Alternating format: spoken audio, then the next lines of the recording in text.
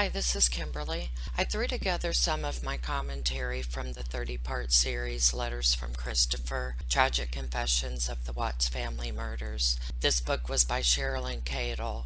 I'm still going to do a final thoughts video on this book, but first I wanted to get this out to you. It took a while listening to hours upon hours of myself ramble and drone on and on ad nauseum, bitching about Chris Sybil.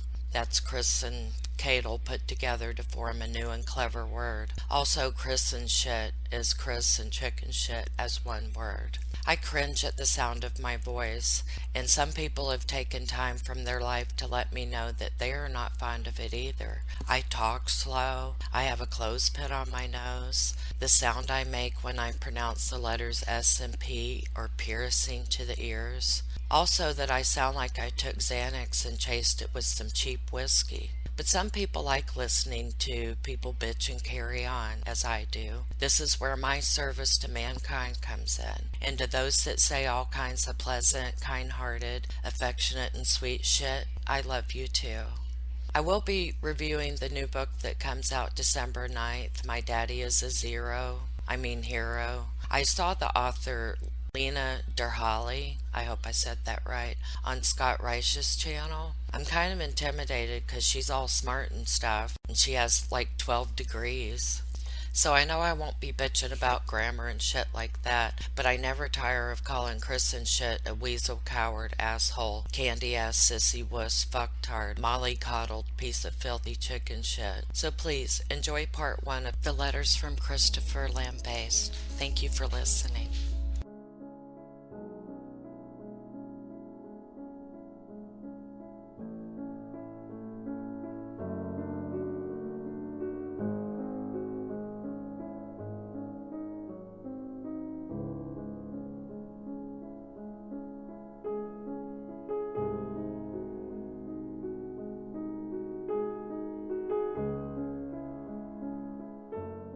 This book will give a detailed account of things that he has not been able to talk about before, or because he's been told to shut up, and information that he has not told to the FBI or his family. She wants us to hold all judgments until we've read the entire book. The book is her account based on extensive research. She does not clarify if it's her research or if she used research that was provided in the discovery. Maybe I'm misinterpreting or reading too much into this. She says twice, and I'm just wondering, is she reiterating the point or repeating herself? I read some reviews on this book on Amazon, and a few people said that the book is somewhat repetitive. I'm not quite sure what she means. Pretty soon, Chris Watts was sharing dark and interesting things with her, and she didn't want to hurt anyone with this. But why else would she have approached him about writing a book?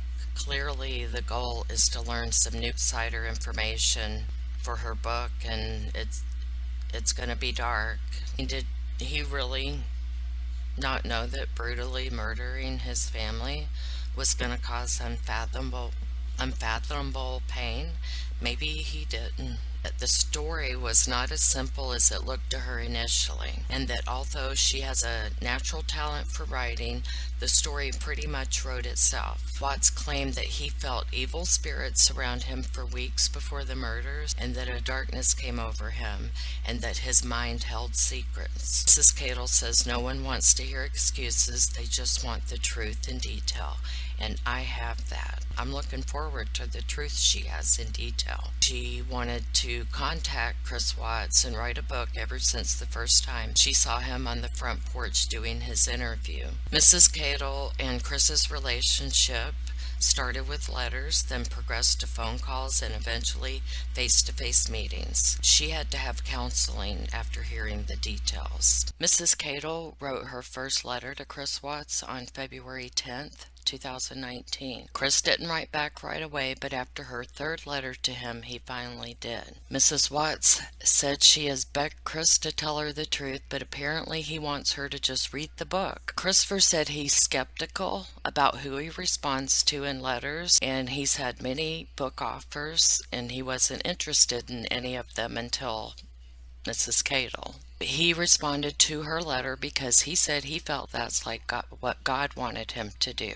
He said when God tells you to do something, you do it. And God had told him to clear Shanann's name with the FBI and CBI when they came to call on him in February of this year. And Chris recommends that we all learn to rest in God's peace, joy, and love, and then a lot would change. How she was starting to wonder what she had gotten herself into. Chris was also close with his grandmother. She's described as negative and controlling of Cindy. But this stuff did not affect Christopher, she says. He was a socially awkward teenager. He didn't get into typical teenage trouble or drink, do drugs, none of that sort of thing. Cadle says that Christopher was afraid of God and put him in a box. And I'm not sure who's in the box, if it's God or Christopher. Chris apparently took his religious teachings very seriously. He made, darn sure he didn't sin because he didn't want to go to hell. And Chris, of course, as we all know, went to NASCAR Tech after high school.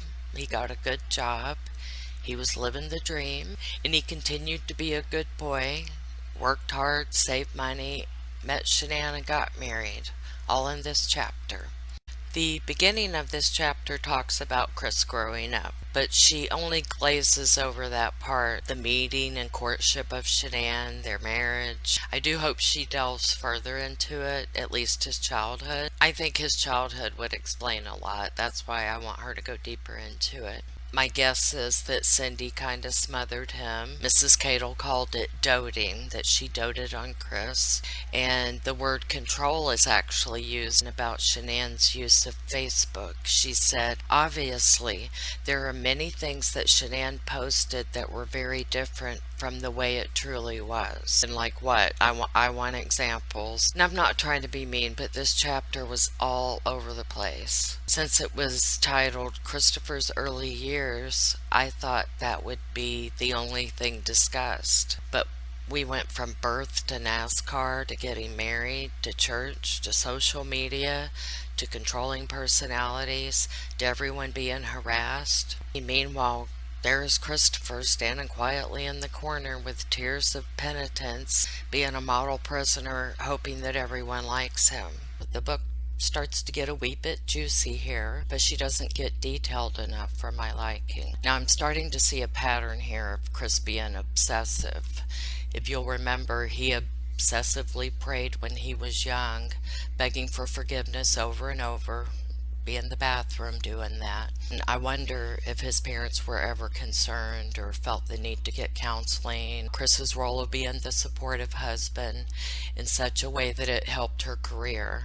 And that includes staying out of the way at times and minding everyone's children so the party and I mean the networking could go on.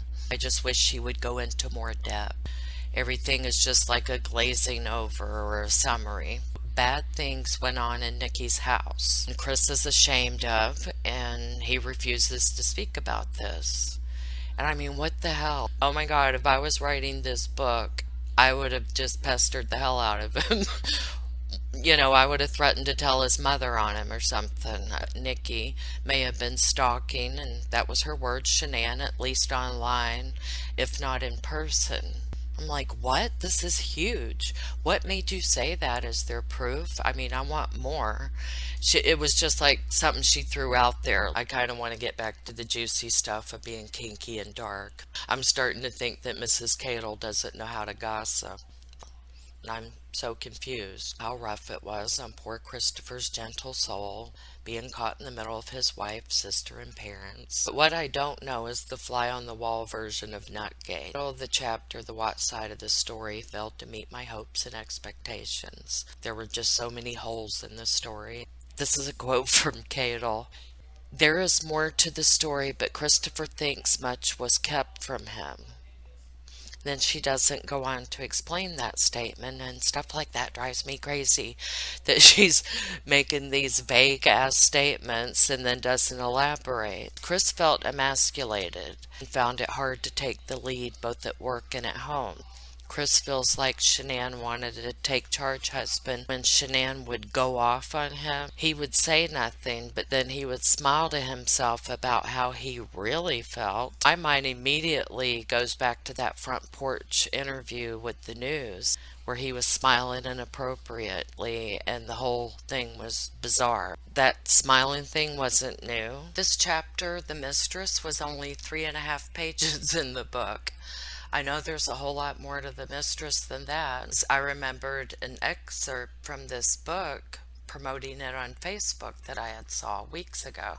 And this was before the Letters from Christopher Facebook page was taken down. Through gossip, I've heard that it was taken down because people were flipping out over the non-delivery of their books that they pre-ordered through Dorrance Publishing for $19 plus shipping, and it was $12 at Walmart with free shipping.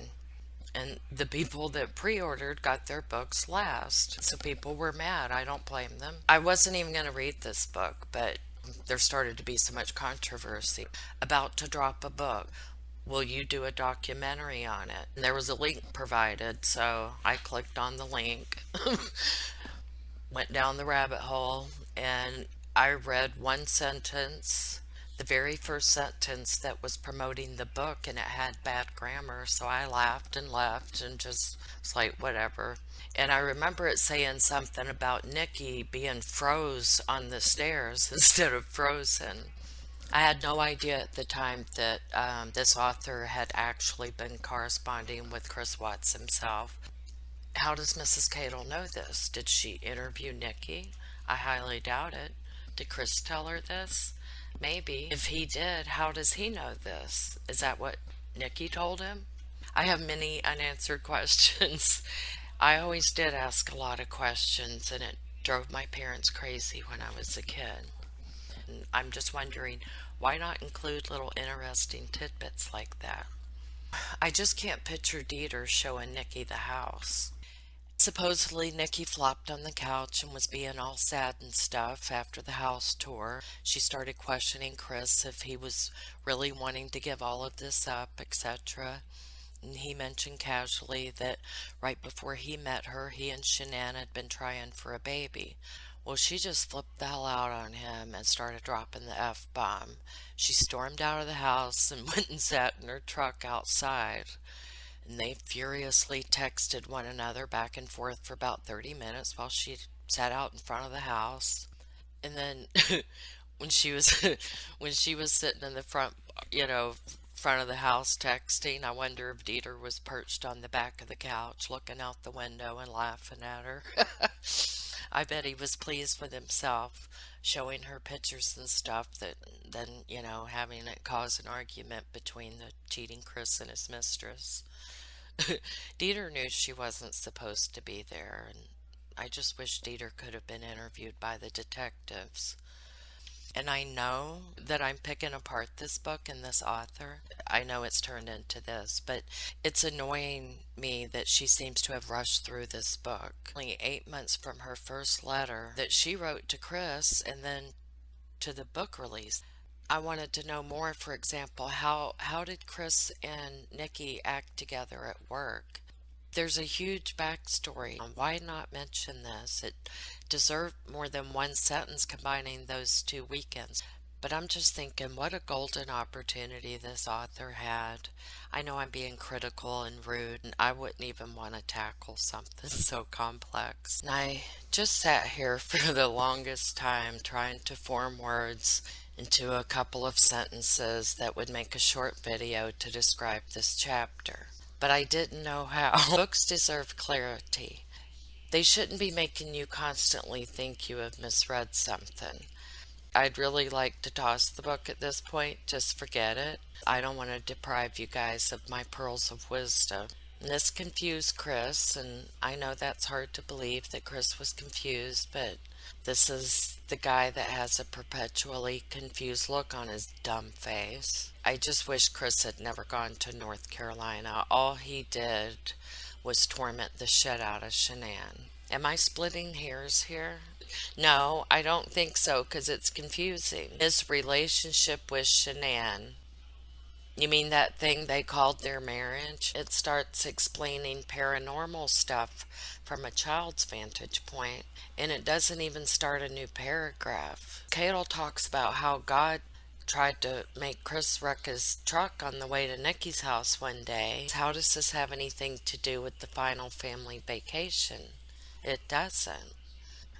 This sentence would have made perfect sense had it been paired with, well, something that made sense. Again, what are we talking about here?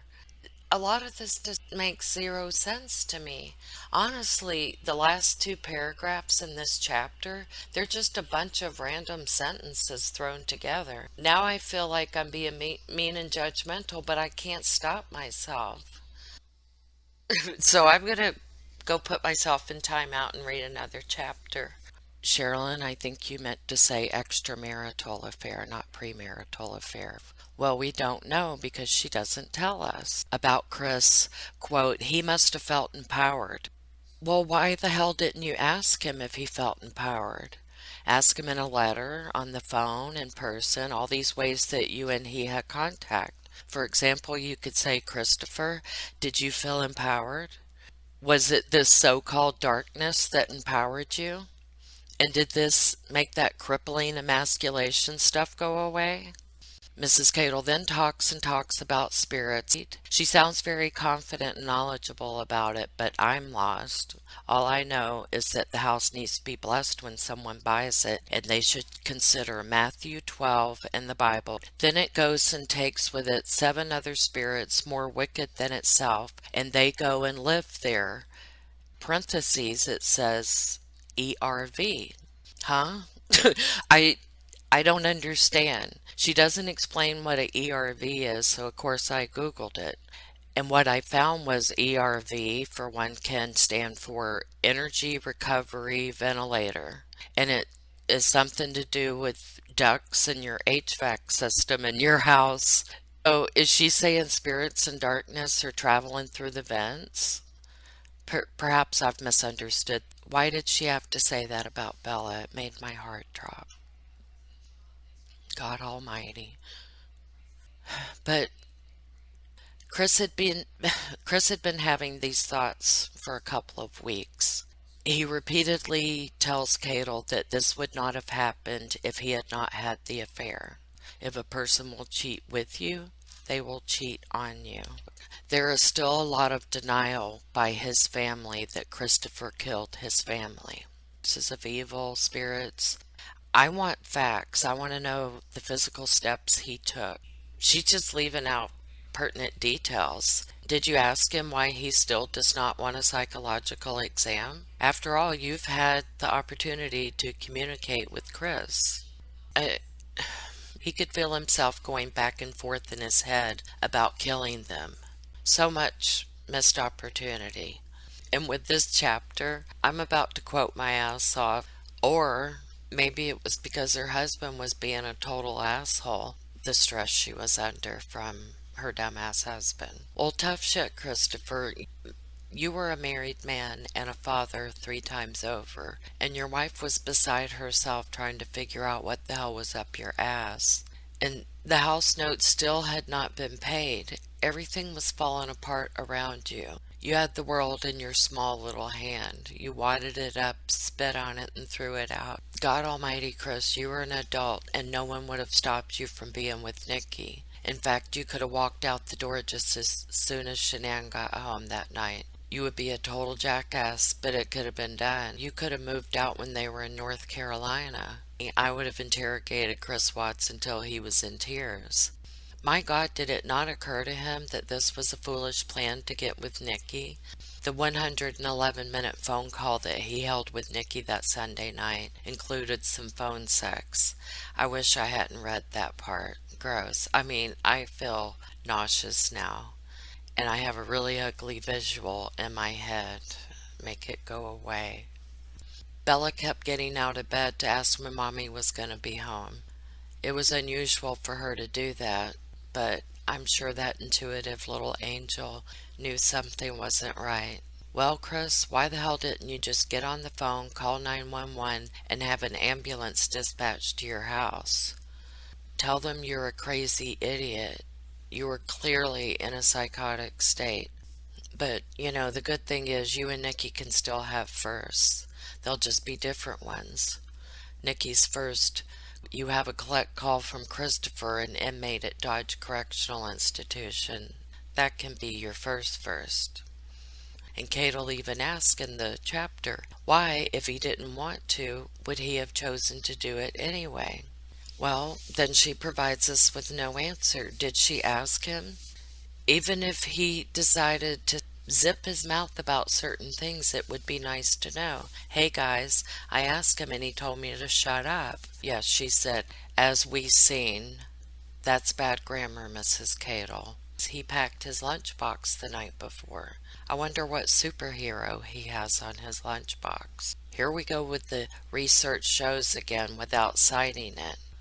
Like the previous chapter, what I wanted as a reader was to have every single solitary minute accounted for. That would, of course, been a very long book, perhaps a series, but I think she was not willing to write that much, honestly. When I was in school and the teacher would assign a paper to write, saying that it had to be 4 to 5 pages, 1-inch margins, double spaced, and everyone would groan and lay their head on their desk. I would be the one raising my hand, the one waving their hand in the air, asking if it could be more than the 4 to 5 pages. Then when the bell would ring, people would do stuff like take my books from me and throw them in the trash can. I just think it's not necessary to fill the chapter with probably, must have wondered, and most likely. There were 7 probablys regarding Shanann in this chapter. We want just the facts. The author then said she could hear the crickets and the summer nighttime bug noises, talking about when she got out of the car. How does she know that? I mean, yeah, I'm sure she did hear crickets and nighttime bug noises. I don't know. Maybe I'm being mean. I have been accused of that.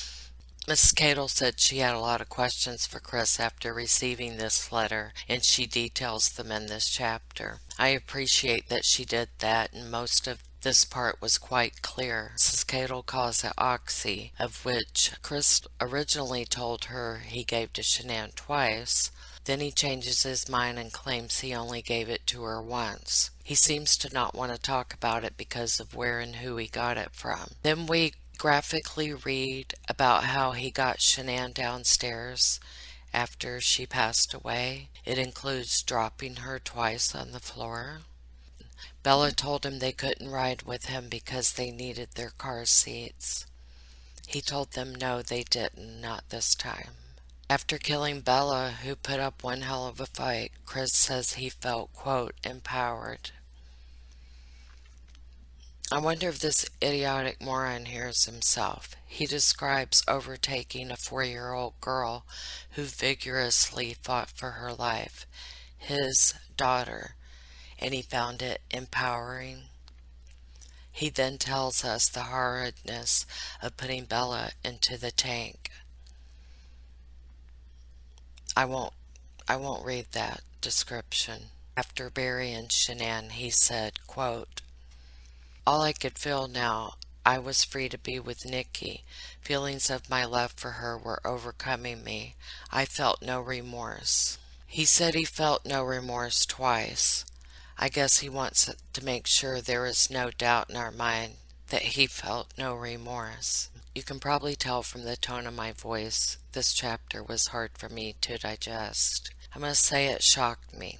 I thought I was done being shocked with this case. This is hands down the best chapter in the book so far. I like the way Mrs. Cadle detailed asking him about the oxy. That is what I as a reader have been looking for. That was not something he had thought of ahead of time. Well, didn't she say that Chris had planned for weeks and also daydreamed about how it would be, about how this was all going to go down? If you'll remember from chapter 8, and I quote, he must have felt empowered knowing all the things are going as planned. This is something he had been fantasizing about for a while. When he was distant and withdrawn from her, in his mind, he was planning how he could kill her. He said he had been having these thoughts for a couple of weeks. That's a quote from chapter 8. Mr. High IQ did not think to consider that the day all of this happened, or happened to him, as has been said, both by him and his mother, but it was the first day of school for the girls, and Shanann had a prenatal appointment. But to be fair, he had his head up his ass, so he must not have put the engagements in his his calendar app. It's babble. The writer does a nearly identical copy-paste of the officer's report. Does it sound natural for a book author to say, quote, the reporting party had called about her friend Shanann Watts. When the second officer arrived, Christopher exited the front door and introduced himself. Dieter is misspelled again. Again, remember in chapter 6, when Dieter gave Nikki a tour of the house? He apparently withheld the correct spelling of his name when he introduced himself. I suppose it was to protect his identity. If you do not have this book and you want to know exactly what was in this particular chapter and what it was like, I will refer you to consult Discovery page 50 for the bit that begins with Nicole Atkinson alerting the police and blowing up Chris's phone. Before we get started, I'd like to address something briefly. I've added the word critique to the title of these videos because that's what I've been doing with the Letters from Christopher series. A few people have complained that I've added my thoughts to each synopsis. For example, calling Christopher chicken shit or saying his head is up his ass, that sort of thing. My intention when I began this series was to do a brief synopsis or a summary on each chapter. Yet when I started reading the book, I was faced with a dilemma. I found it difficult to summarize a chapter that makes contradictory statements or just does not make sense. Chapter names not alluding to its subject matter, sentences that instead of forming a paragraph just form blocks of text without clear organization. Sometimes there's confusion on who's giving the narrative, if it is Chris talking or Mrs. Cadle in her opinion. It's not nitpicking when you can't follow the damn story because of inaccuracies, misspellings, and general confusion. I've been scolded for criticizing and picking apart the author. I've been told to just ignore the errors and work around it. I've been offered a variety of suggestions and recommendations. For example, drink some water, quit making a clicking sound with your mouth, and my personal favorite, quit breathing. But predominantly, I've been told just summarize the damn book and be done with it. And after careful consideration, I've made a decision. My decision is no. With Chris convinced an evil force was pursuing him, living in his home and making him have a recurring dream. He would dream he was lying in his bed asleep and all of the lights in the house were on. Then he realizes he is all alone and his family is gone. Then it happened in real life the night of August 13th. So yes, I feel like this dream was symbolic. The lights are on, but nobody's home is symbolic of his dumbass empty head. The only feeling he had was relief. And he was not feeling sad or remorseful. He just wanted to be able to get on with his life. The author asks the following questions and then provides no answers to them. Quote, did he really believe he and Nikki could be happy after he had done something like this? Well, did you ask him, Mrs. Cadle? We want to know too. Noting that he had a headache, Chris got up and scrambled a couple of eggs for himself, and a detective called him as soon as he sat down to eat. I was thinking, what the hell is going on exactly? I wanted to know, so I pulled out the Discovery and searched it again. But this is getting exhausting. Funny? To who? And why would you put these two sentences together? So off to the internet I went for floor plans of the house. I found them, but we all know how this goes. I was distracted for at least a couple of hours. One thing led to another, and before I knew it, I had surfed the entire internet. She tells us nothing about the canine going absolutely insane down in the basement. Did you, Mrs. Cadle, ever ask him if he ever considered, even for 1 second, that it was all done for nothing in his warped little mind? It really hit him hard when during the sentencing Frank Rusick made the statement, "You threw them all away like they were garbage," end quote. Hit him hard how? Tell us. Please, just tell us. I want to know Chris's version of events on Monday and Tuesday. The only thing new I learned in this chapter is the location of Shanann's office and that an evil force was pursuing Chris. And then we got a casual recap of the discovery. That is hardly jaw-dropping. Missed opportunities of missing Chris's little brain are the following: the front porch interview, the doll photo, the canine in the basement, questioning Chris about what was going on between him and Nikki on Monday and Tuesday. How did he feel when he left the police station that night? Was he confident? And I know he has no feeling, but was it awkward with his friends Nick and Amanda and spending the night at their house? And in the words of NK, why did Chris not ask for a lawyer? And then I read this, quote, Nikki backed away a bit so he could try and fix his relationship with Shanann. She thought he had a beautiful life going on, and she wanted him to try to fix it, end quote. I was starting to get pissed, and then the author included in parentheses, quote, all signs indicate that this is not true, end quote.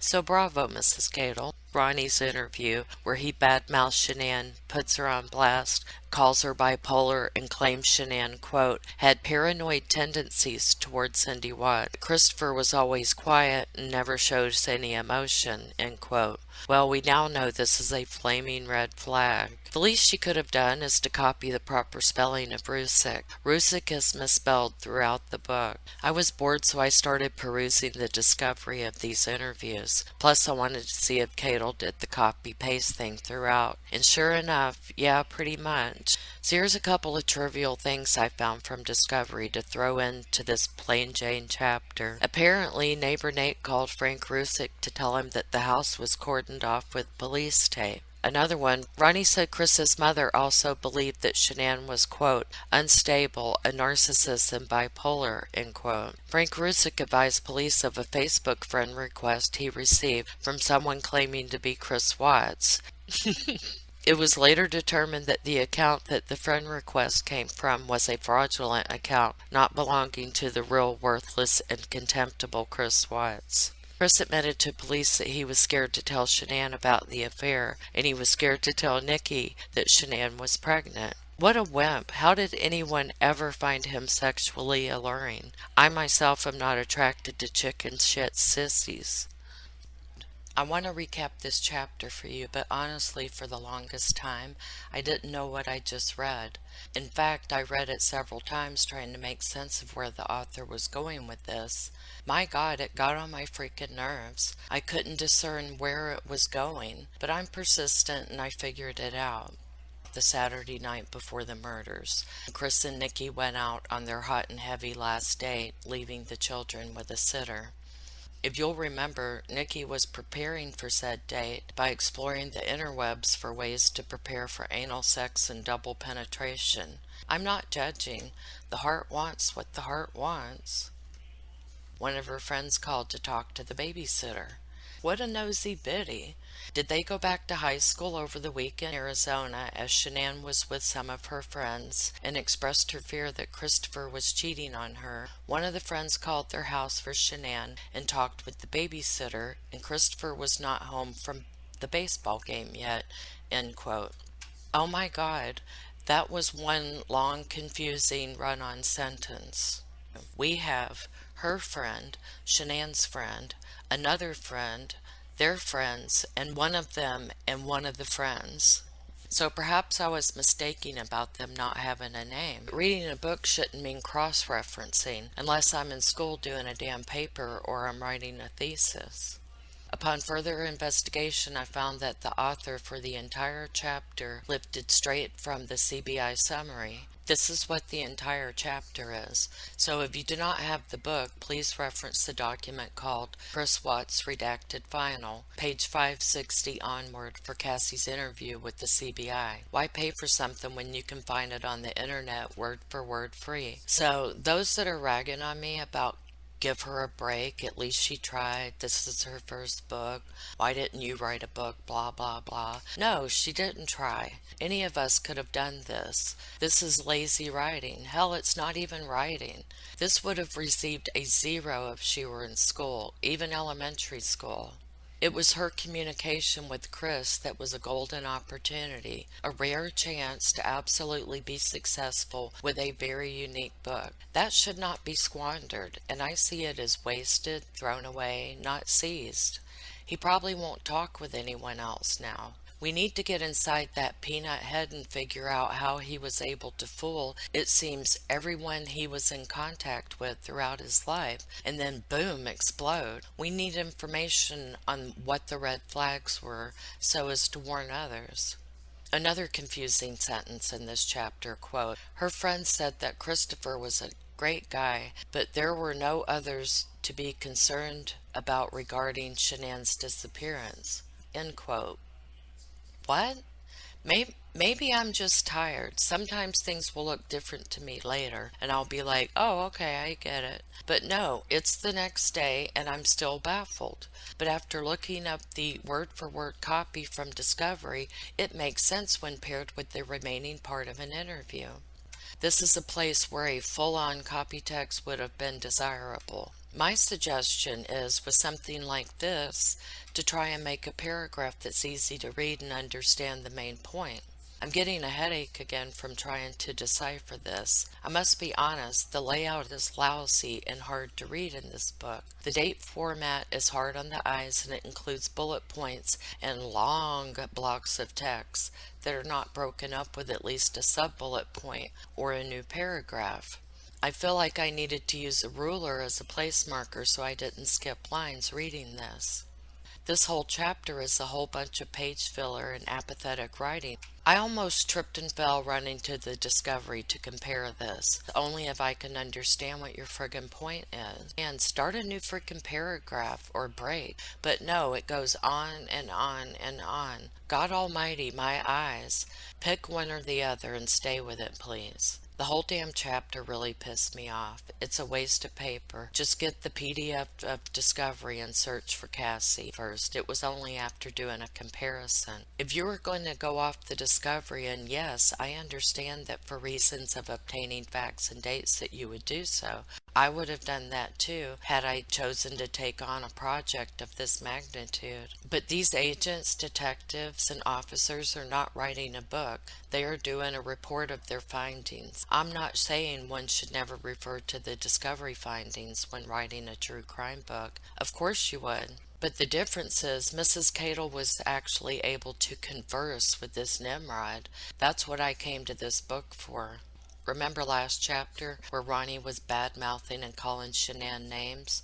Well, I found this little gem while I was matching the book to the Discovery. A short retort from Shanann in one of the Discovery reports. It says, quote, Shanann says she would not change a thing and calls herself a saint for not telling his mom that she is a narcissist stupid bitch.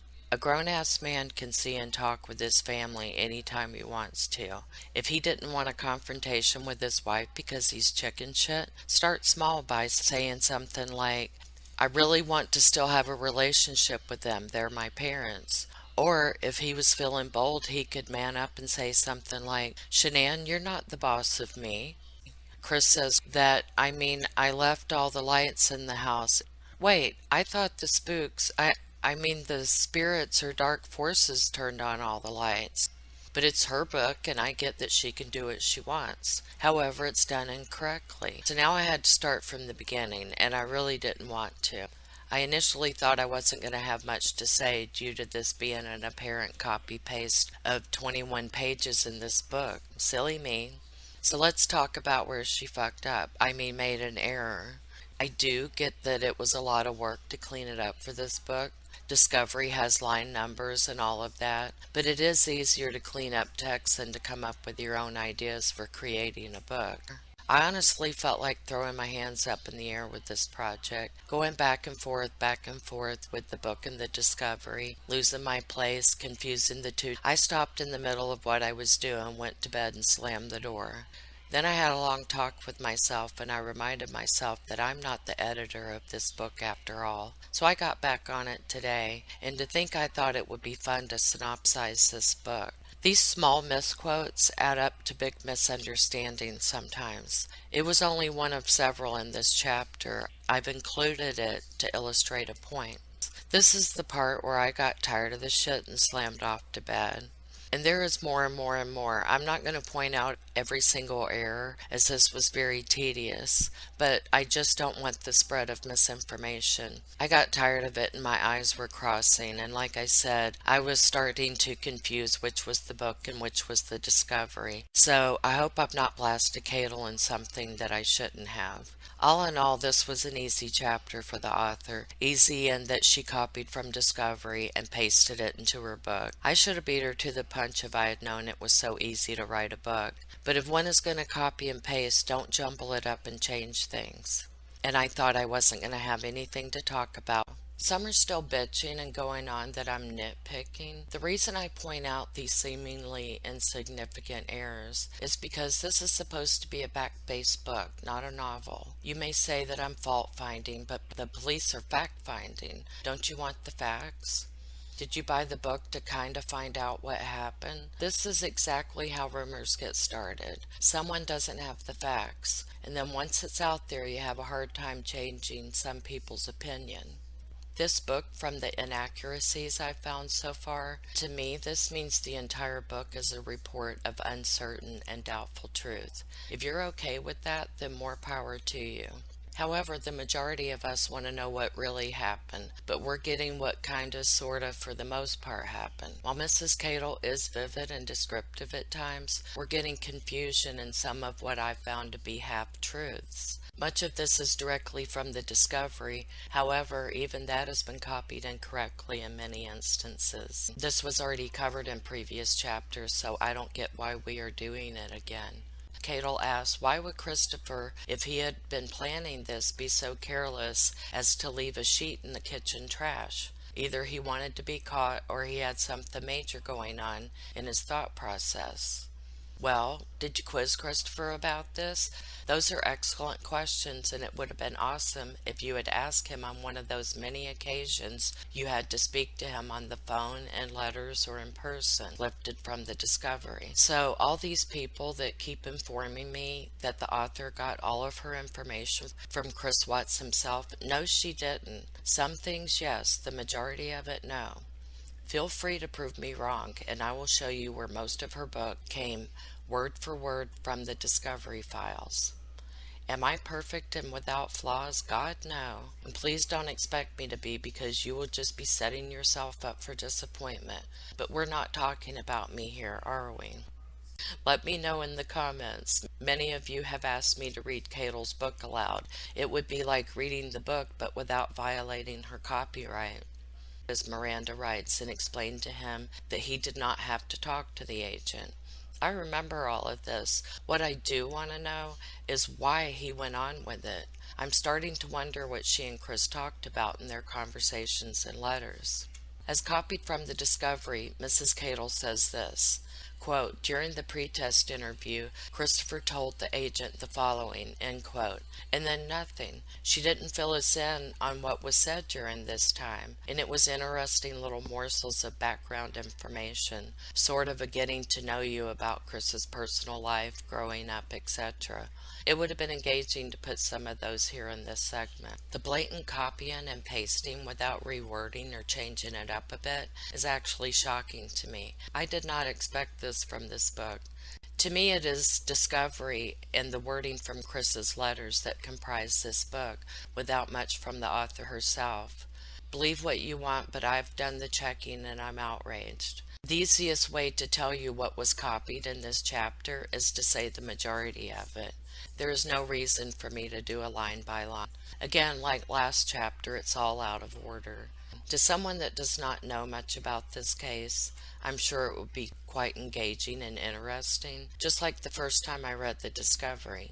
But now you can purchase some of the Discovery in book form called Letters from Christopher. I would advise to move along. There's nothing new to see here. God Almighty, these dark forces and evil spirits of Chris Watts apparently have gotten into me and my computer and fucked everything up. This was uploaded earlier today, and I had to take it down because I changed one thing and it fucked the whole thing up. Well, isn't this ironic? The very first sentence in this chapter declares from the author, quote, "There are typos and grammatical errors, but these are word-for-word interviews," end quote. What? Did she see me coming? Has she been watching my videos? What is it exactly is she writing in this book? She's no longer even going through the motions. This is the third chapter in a row that she did not write herself. Thank goodness the DA released Discovery so she could replicate it for her book. This must be where the author got tired of trying to write a book. She's not even pretending anymore that it's her own words. So the last three chapters have been a full-on copy-paste. That includes the 21 pages of interview from chapter 16. So to the people taken up for Mrs. Cadle, patting her on the back and telling her good job, do you really feel as though you got your money's worth? I don't. I'm bored to tears with this. This chapter is 14 pages. 14 pages she didn't write. Let that sink in. Plus the other instances that I've told you about in previous chapters. If your standards are low and you don't demand excellence, then fine, do you. She copied Agent Tammy Lee's post-test interview following the polygraph. The author changed it from Tammy's first-person account to Cadle's third-person account. So don't say it's word for word when it is not. I'm not saying one has to be perfect to be amazing. However, a fact-based book does demand exemplary fact-checking and not being a lazy writer. You're a total jackass. And then we have to listen to Christopher go on and on ad nauseum about why he finds Nikki to be so enchanting. Coder told him to shut up about her and to get back to his missing family. Shanann was crying and Chris claims to feel bad about this. Bullshit. Cadle again does not differentiate between Coder and Lee. They are she, he, him, her, they, and them. Cadle misspelled them as then, T-H-E-N. I checked the Discovery to see if it had been transcribed there incorrectly, and it had not. I was curious because remember she warned us about spelling and grammar, because if you recall she freely admitted to copying this supposedly word for word from the Discovery interviews. I was going to cut her a break in this area today, but her disclaimer is why I wanted to investigate the misspelling. Tammy Lee did not quote Coder at this time, but Cadle's quoting him in the book. It's wrong. Chris conveyed he couldn't bring himself to tell Shanann about the affair, but earlier he said he did tell her about the affair. He's so damn wishy-washy. This is not surprising given that he's a candy-ass coward chicken shit. So yeah, I doubt he really told her. He was going to take it slow with Nikki to see if anything developed. Slow? In a little less than 6 weeks it went from casual flirty work email to I feel the need to annihilate my entire family. In a relationship that proceeds slowly, one does not seek to explore every sexual position known to man, and then to invent some erotic new ones. In a relationship that proceeds slowly, one does not discuss having a baby, specifically a boy. In a relationship that proceeds slowly, one does not peruse wedding dresses for hours on end, and accept a key to the sex dungeon, I mean her apartment. Hey, if you're going to say this is a complete copy of the report, then it should be a complete copy of the report. You know, complete, not half-assed. There are only two ways of doing things, the right way or the wrong way. There are a few more failures to copy and paste, that I'm not going to share with you. It's monotonous and I'm tired of talking about it. How do you fuck up copy paste? So, no, you can't do that. Don't make up a cozy little quote out of what was been paraphrased in the report that Tammy did. You said you were stealing this. I mean, copying directly from the report. She goes chaotically back and forth in this chapter. If you say word for word, then do exactly that.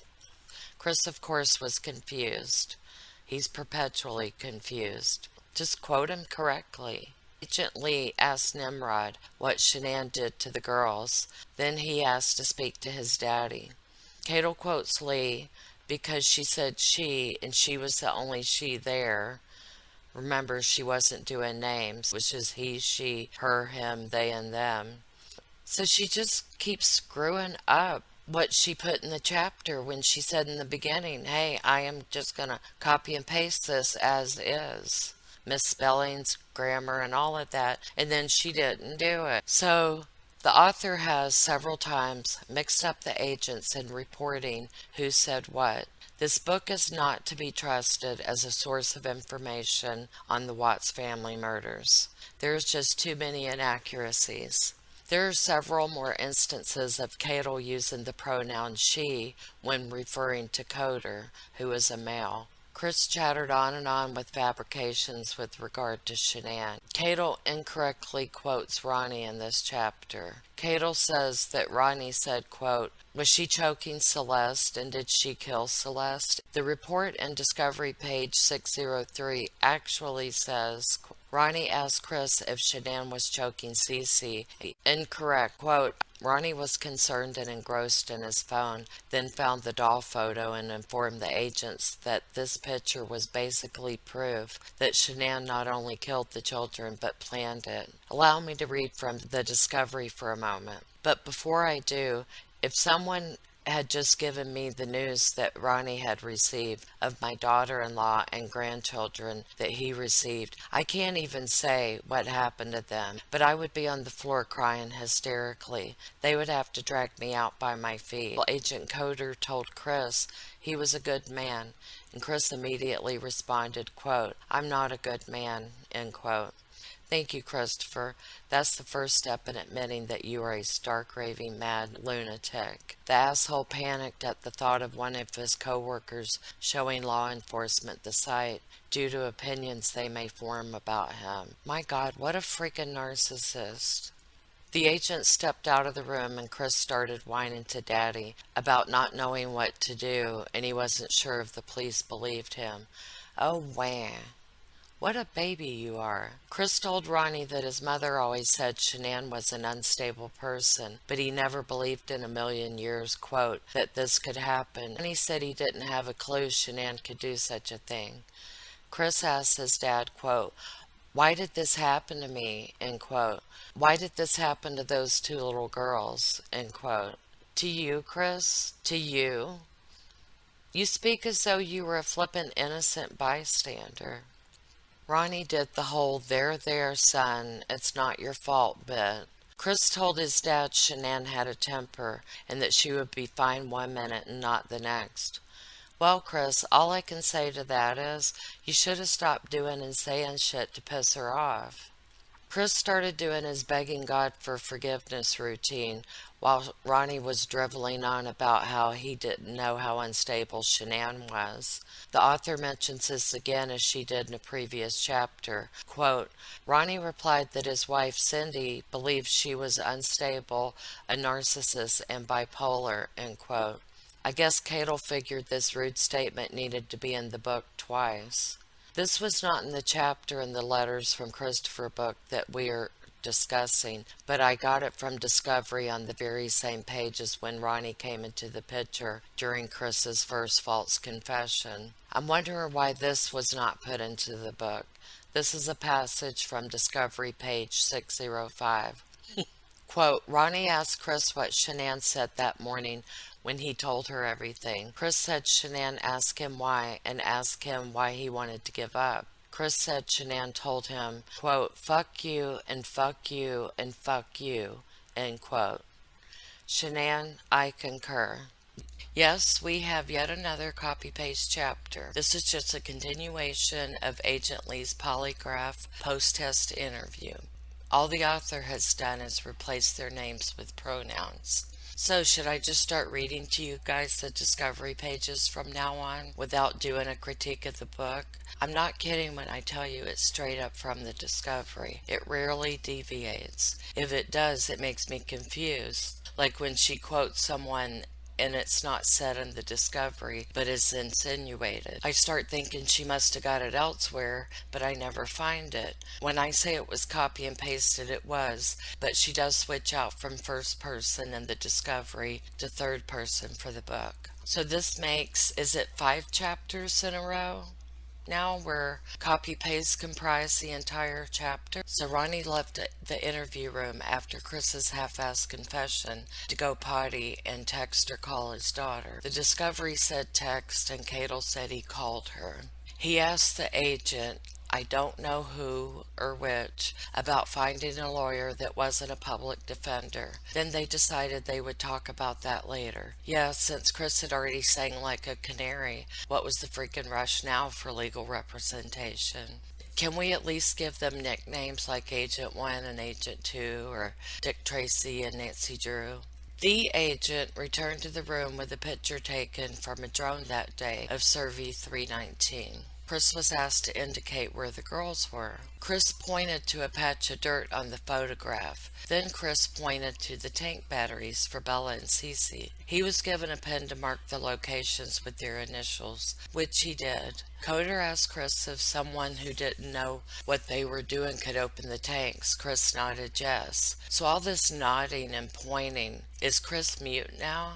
Chris told Tammy Lee that the girls were only wearing pajamas and that their stuffed animals and blankets must have blown away in the wind. Cadle only said animals, but it's stuffed animals in the discovery, as in toys, not live animals. Coder also asked Nimrod what he thought made Shanann snap. He said that knowing he had an affair, even though he didn't admit anything. Chris said Shanann needed him to admit it and he refused. I know why he refused. It's because he's chicken shit. If Shanann's neck was broken and he said he did not think so. Good job, Chris. You've now admitted you do not think.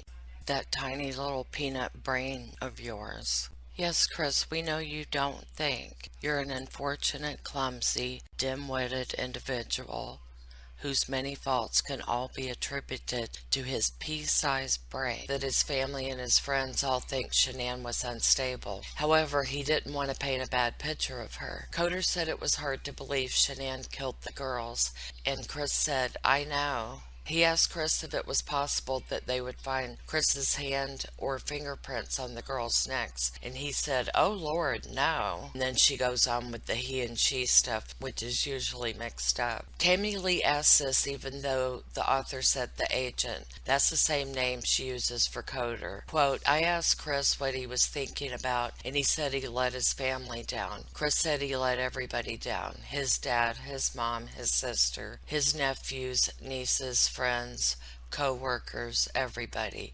end quote. Wow.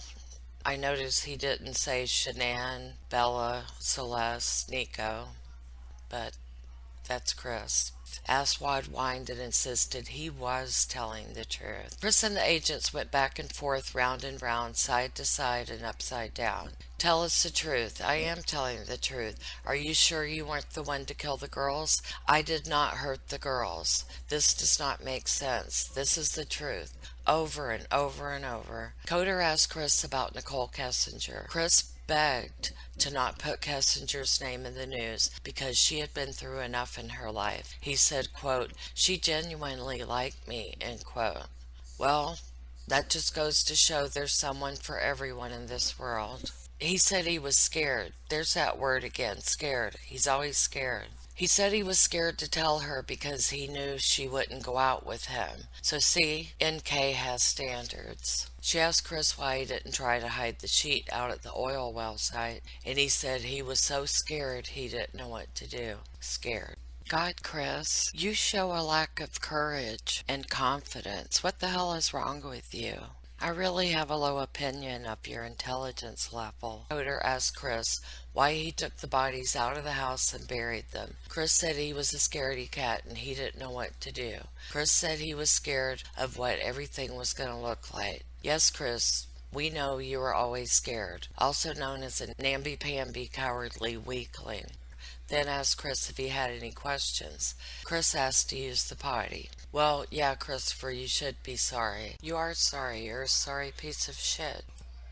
This may sound like I'm OCDing or something, but when comparing the book to the Discovery to see how much of it was copied, something caught my eye. There was a place in one of the paragraphs where I noticed the words, quote, the agent asked, end quote, four times in a row. And then glancing at the whole page, I noticed it more. So what does Kimberly do? She pays attention to detail. The agent asks was stated 51 times in this 8.5 page chapter. Just thought you might enjoy that fun fact.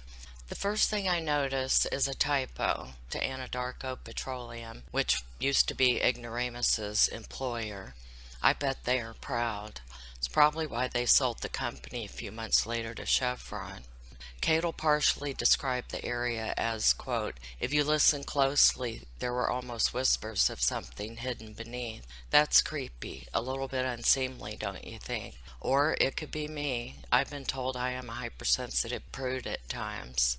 So she cherry-picked from some of them. Hey, I'm giving her credit where credit is due. I didn't know what in the hell she was talking about, but from what I gathered from my Google search is a fancy way of saying drone. It was not called this flamboyant name in Discovery, so I don't know where this came from. Also, Ariel, the way she spelled it, was misspelled. She used Ariel as in the mermaid.